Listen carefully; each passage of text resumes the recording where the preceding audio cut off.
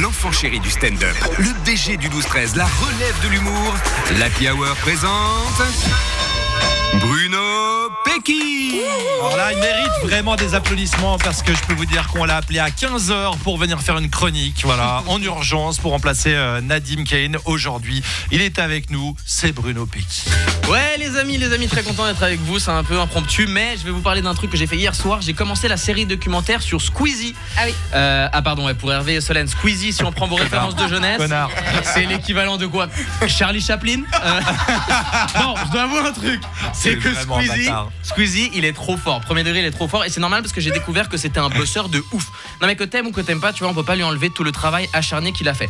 Je le dis parce qu'à un moment dans le docu, il prépare sa valise pour des vacances de genre 1 mois et il dit waouh, c'est la première fois que je me prépare à faire des vacances. Et ses proches en interview sont trop fiers de lui en mode enfin il goûte à la vraie vie, au petit plaisir, au quotidien plus normal et tout. J'ai vu ça, je me suis dit mais si aujourd'hui on faisait un documentaire sur moi, tu me verras à 24 ans un lundi matin à 7h du mat, moitié endormi en mode waouh, c'est la première fois que je me prépare à faire 1 mois de travail. Tous mes proches en interview ils seraient trop fiers, ils seraient en mode enfin il goûte à la vraie vie, un quotidien plus normal, ce gros branleur. Je connais mes proches, ils en profiteraient pour me défoncer. En tout cas c'est un docu sur moi qui sera filmé et tout, vous inquiétez pas, hein, il sera en noir et blanc juste pour pas permettre à Hervé et Solène d'être pas trop dépaysés.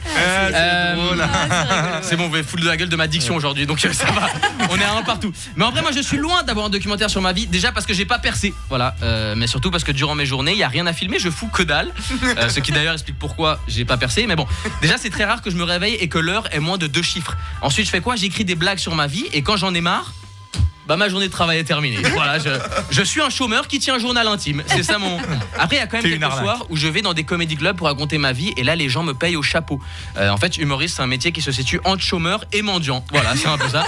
Et quand j'ai des proches qui me disent alors t'as fait quoi aujourd'hui, tu sais moi j'ose pas dire la vérité. Donc j'ai un truc genre ouais j'ai vécu des choses. Non mais tu sais c'est important de vivre des trucs pour ensuite les raconter. Mais ta gueule Bruno, le seul truc que t'as fait c'est faire une lessive. Genre bientôt je vais faire un sketch, tu recommences à séparer les couleurs des habits blancs quoi.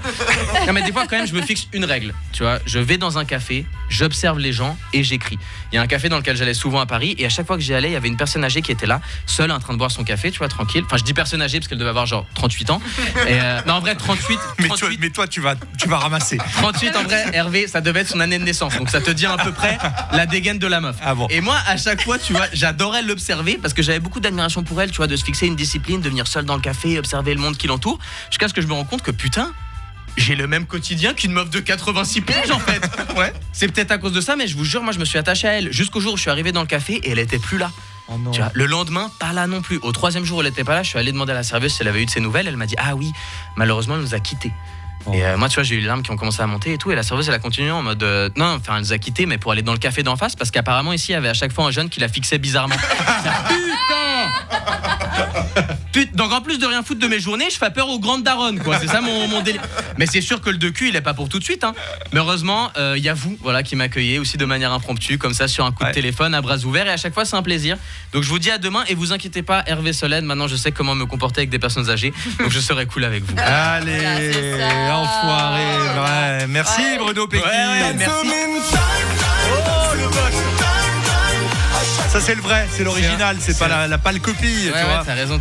C'est un merci amer un peu que j'ai eu de la part d'Hervé, mais écoute, à Non, une heure, faut pas s'attendre à des blagues sur autre chose que sur vous. Oui, d'un côté c'est vrai, il s'est dit tiens, qu'est-ce qui est le plus facile, c'est de vanner Solène et Hervé sur son âge, sur leur âge. Oui, oui. Et moi jusqu'à présent j'étais assez préservée. Ouais. Et j'ai bien aimé le fait que tu parles de 38, c'est parce que j'ai presque plus 38 ans, mais merci, ça me fait plaisir. Ah mais arrête. Bah ouais, mais juste, merci, mec. vous faisiez de la boxe ensemble pendant 2 semaines, je crois, parce que Bruno a arrêté au bout de 2 semaines. Tu peux lui défoncer la gueule, Solène, toi qui as continué. Oui, parce que ce genre de vanne, il me le faisait pas au moment de la boxe. Non, mais parce que moi, le 38, en fait, c'était une moyenne. Enfin, j'ai imaginé que genre toi, t'avais genre, je sais pas, fin de la vingtaine, Hervé bientôt la cinquantaine, et j'ai fait une moyenne des deux. Bruno, on te retrouve demain. Je te prierai d'être gentil avec nous demain. Ça marche. Demain, je serai gentil, promis, les amis.